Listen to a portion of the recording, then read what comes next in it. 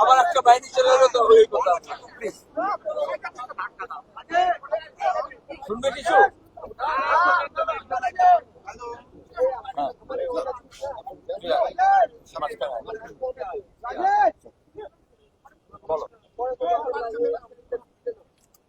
আজকে জাতীয় নির্বাচন কমিশন গোটা ফুল বেঞ্চ এসেছিল। ওনারা বললেন আমাদের প্রতিনিধিতে আমি ছাড়া কমরেড শফিক লাহিড়ী এবং আফরিন বেগম ছিল। যুবদের ইয়াং ভোটারদের একটা সমস্যা, লজিক্যাল ডিসক্রিমিনেন্সি মানে একটা সমস্যা। অ্যাডজুডিকেশনে পাঠিয়েছে বিচারাধীন হলে 60 লক্ষ, সেটা একটা সমস্যা। ভোট সাধারণত করার জন্য এটা রুটিন বৈঠক করেন এরকম বলেছেন প্রশাসনের সঙ্গে এবং বিভিন্ন রাজনৈতিক দল, যারা জাতীয় রাজনৈতিক দল যেমন সিপিআইএম এবং যারা তোমার কি রিজিনাল পার্টি। আমরা বললাম আজকে দাঁড়িয়ে কেন ওয়েস্টিনে একেবারে ফোর্টেস করা হলো, পুরো কেল্লা, তোমরা নিজেরা বুঝতে পারছো সাংবাদিকরা। তাহলে নির্বাচন কমিশন আজকে এই অবস্থা কেন ক্রিয়েট করলো যে নির্বাচন অবাধ, সুষ্ঠু এবং নিরপেক্ষ করার দায়িত্ব জনপ্রতিনিধি আইন অনুযায়ী, সংবিধান অনুযায়ী। তারা একটা ভোটার লিস্ট করতে গিয়ে কেন মানুষকে শত্রু বানালো, কেন মানুষের বিরুদ্ধে যুদ্ধ ঘোষণা করলো? নির্বাচন কমিশন কেন নির্যাতন কমিশন হয়ে গেল? এখন তো সুষ্ঠু অবাধ ভোট যেটা হবে তার আগে তো তাকে ইলেকশন কমিশনকে নিজের প্রেস্টিজ রিডিম করতে হবে, নিজের সম্মান, সাংবিধানিক যে ব্যবস্থা সেটা পুনরুদ্ধার করতে হবে। আর আমরা বললাম ভোটার এই 60 লক্ষ ভোটারকে বাদ দিয়ে ভোটার লিস্ট হতে পারে না। সুপ্রিম কোর্টের বিচার, তারা বলেছে নামের বানান সামান্য ভুল হলে 24 সালে বলে দিচ্ছে ভোটার লিস্ট থেকে নাম যায় না। আমরা বলেছি প্রথম দিন থেকে, যখন এসআইআর ঘোষণা হয়নি তখন থেকে বলে যাচ্ছি এটা প্রয়োজন ছিল না, অপ্রয়োজনীয়, কিন্তু বিশেষ রাজনৈতিক উদ্দেশ্যে এটা করা হয়েছে।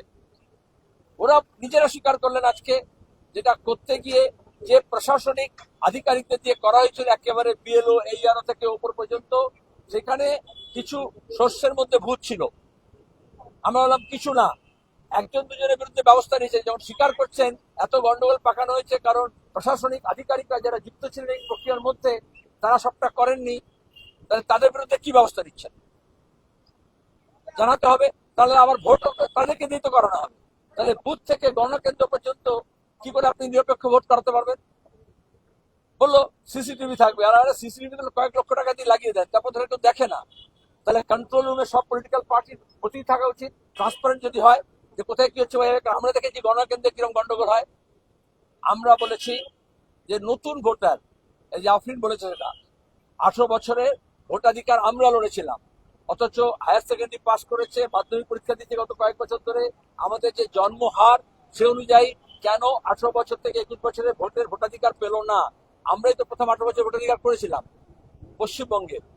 ওরা বললো ফর্ম 6 ভরে দিলে সবার হবে, যাদের নাম নেই তারা ফর্ম 6 করলেই হয়ে যাবে। আমরা বললাম যে ওটা শুধু অনলাইনে করলে কি করে হবে, কারণ যারা গরিব প্রান্তিক মানুষ, আদিবাসী, তপশিলি, মতুয়া, উদ্বাস্তু, সংখ্যালঘু, আর্থিকভাবে দুর্বল, তারা বিএলএরা করে দেবে। আমরা আমাদের লোকজন বলছি আমরা বিএলএরা সব দেওয়ার পরও ম্যাপিং এ বাদ পড়লো কেন? আবার ম্যাপিং এ যারা বাদ পড়লো না, পার হয়ে গেল, তো এই সব তারপরে কেন নামগুলো আবার লজিক্যাল ডিসক্রিমিনেশন পাঠানো হলো? Totally illogical. আমরা নির্দিষ্ট দাবি করেছি এক দফায় ভোট হওয়া উচিত, যেটা রুটিন কাজ বললেন, খুব বেশি হলে 2 দফা, তার বেশি নয়। কারণ এই প্রশাসনিক আর এই মস্তান গুন্ডাকে দিয়ে করা হয়। আর বলে একেবারে কড়াভাবে করবো। তামান্না খুন হলো উপনির্বাচনে, আপনার সিও, আপনার ডিএম, ইআরও, কেউ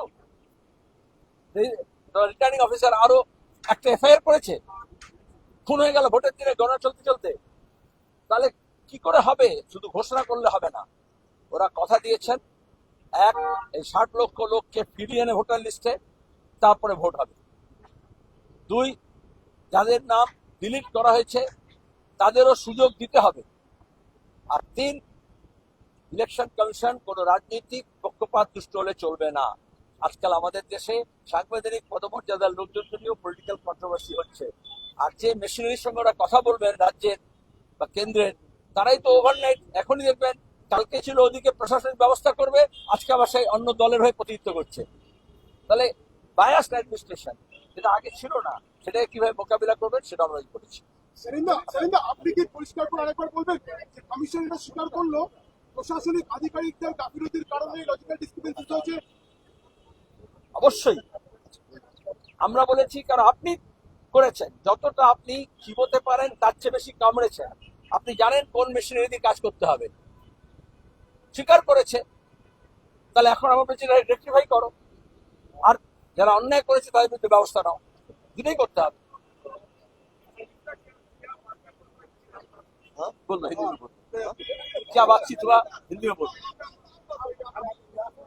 अरे नए लोगों को तो आप तवज्जो दो, नौजवानों को तवज्जो दो, पूरा देश दे रहा है जनता को। खैर, उन्होंने भी कहा अंदर में, हमारे शफीक लाहिरी भी कहा, उन्होंने भी कही, मैं सीधा सीधी उनको स्वागत किया, लेकिन उसके साथ ये कहा आज आपको ये किला क्यों बनाना पड़ा, क्यों एयरपोर्ट में उतरते साथ ही बंगाल के लोग रोष प्रकट किए, तो आप क्यों बंगाल के लोगों के विरोध में युद्ध घोषणा किए। हमने कहा मुगल के दौर से लेकर के अब तक दिल्ली के सम्राट, शहंशाह, राजा, बादशाह, प्रधानमंत्री, राष्ट्रपति ये बंगाल को समझ नहीं पाए। हमने ये कहा कि 4 दशकों से ये जो धर्म के नाम पर, अनुप्रवेश के नाम पर बंगालियों को जिस तरह से रस्टिकेट किया गया है, और आप जिस तरह से रस्टिकेट कर रहे हैं, वो पुरानी दुर्भावना से, वास्तविकता से नहीं। वरना ये 60 लाख लोगों को रिलीजन स्पेसिफिक, रीजन स्पेसिफिक आप बात नहीं करते। बंगाल में नाम कैसा होता है सिस्टमिक कल्चर में, जैसे इनके नाम शिल्पी आफरीन है, वो उनका एआई भी नहीं समझेगा और नेशनल इंटेलिजेंस भी नहीं समझेगा। हिंदी हार्टलैंड में अजीब सा होता है, बंगाल में और कुछ होता है, ये उनको समझना चाहिए। फिर यहाँ के जो शासक हैं, यहाँ की जो सरकार है, उनके जो अफसरान हैं, वो कौन किस पार्टी के हैं समझ नहीं आता है, तो उनकी व्यवस्था नहीं है। तो आप जो काम करवाए, तो नीचे से लेकर ऊपर तक जो गलतियां हुई आप मान रहे हो, तो उसमें जो लोग दोषी हैं उनके विरोध में आप क्या व्यवस्था ले रहे हो। और चुनाव निष्पक्ष होना चाहिए, शांतिपूर्ण होना चाहिए, और उसको करने के लिए सिर्फ घोषणा काफी नहीं है। पिछले बार भी आप घोषणा किए, वोट के दिन उपनिर्वाचन में टालीगंज में तमन्ना खून हो गई, लेकिन एक एफआईआर तक नहीं किया रिटर्निंग ऑफिसर, आज तक एसपी सही ढंग से अपराधियों को पकड़ा नहीं। तो आप इलेक्शन कमीशन क्या किए, आप जो जिम्मेदारी लेते हो उसका तो पालन करना पड़ेगा, और संवैधानिक पोजीशन में जो लोग बैठे हुए हैं उनकी मर्यादा को रखना पड़ेगा। वो मर्यादा हानि हो रहा है।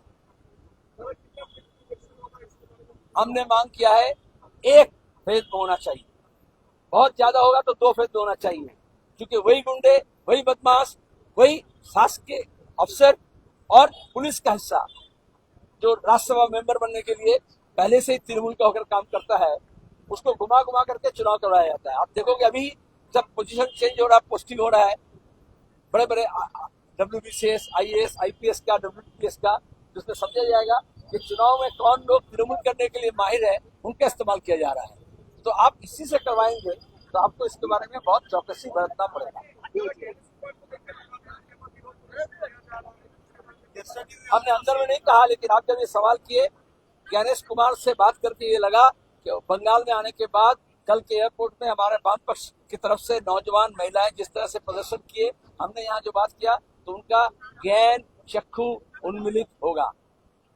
हम ये मानते हैं कि वो आर्टिफिशियल इंटेलिजेंस से काम नहीं करेंगे, ऐप्स के द्वारा काम नहीं करेंगे, वो अपना बुद्धि लगाएंगे, अपना ज्ञान लगाएंगे, और संविधान में और कानून में जो बात कहा गया है उसका पालन करेंगे।